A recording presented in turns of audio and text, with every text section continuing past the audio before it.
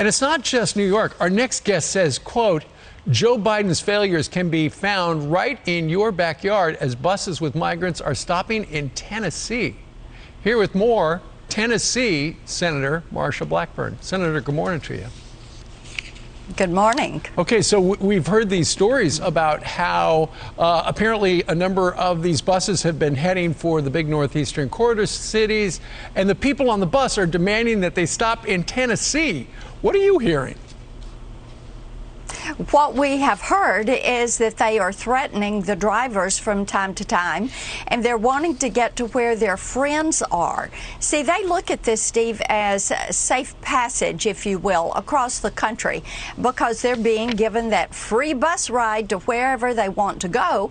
And, of course, the sanctuary city policies that many cities across the country have, these large big blue cities, not Chattanooga, but they have set up, the cartels have been free to kind of set up shop, if you will. They have their hubs. That's where your gangs are located. That's where the sex trafficking operations are located. And many times these mostly young men want to get off the bus and they'll find somewhere close. They'll get off and then they'll fly on or drive on to where they want to get to where their friends are, because their friends, you know, word travels, and their friends have said, hey, you need to come here and then we'll pick you up, we'll get you there. Right. It's interesting how this is sure. working with these that are coming across the border. And when you look at the numbers and where they are going, and then you talk to local law enforcement and they say, hey, we know the drugs into our community are coming out of Detroit or Atlanta or Chicago or wherever. They can tell you where these drug dealers and sex traffickers and these gang leaders are all working. Right.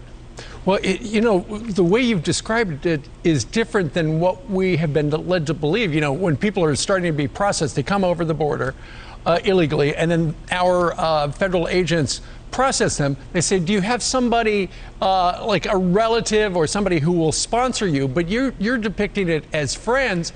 And the suggestion you're making is that some of these friends might be working for cartels. So it makes it sound like some of these people are coming into the country to work for the cartels.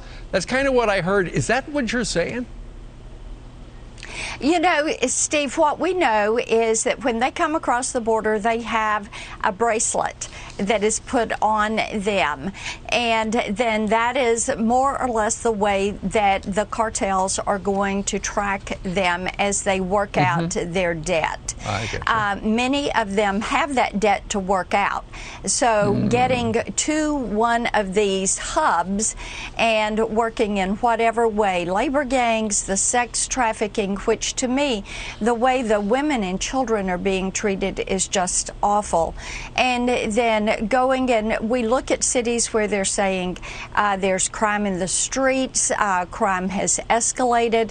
You look at the crime rates in New York, and these sanctuary city mayors who are now complaining, they should be talking to Joe Biden. This is his policy that has caused this. And they have basically rolled out the welcome mat, said we're going to be a sanctuary city, give benefits, voting rights, privileges of citizenship. We've got a soundbite of somebody who works at a McDonald's there in your state of Tennessee. And apparently some of these people off the bus, panhandling aggressively, they had to call the cops. Watch this.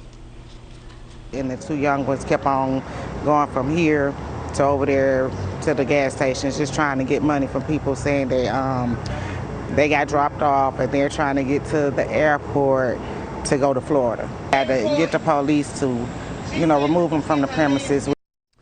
You know, Senator, we'd heard that the buses were going from New York, from Texas to New York or Texas to D.C. Along the way, obviously, there are a lot of people stopping and getting off the bus. That's right. And then they go to the airport, they get on a plane, and they fly to wherever they're going. We know that this is happening. It has been reported. People are seeing them on the streets. There are some public disturbances. And what people are saying, until we secure that southern border, every town's a border town, every state is a border state. We need to end this and allow our southern border to be secured and give these governors the ability to secure these communities across the southern border. Senator, thank you very much for joining us today from Nashville. You got it. Take care.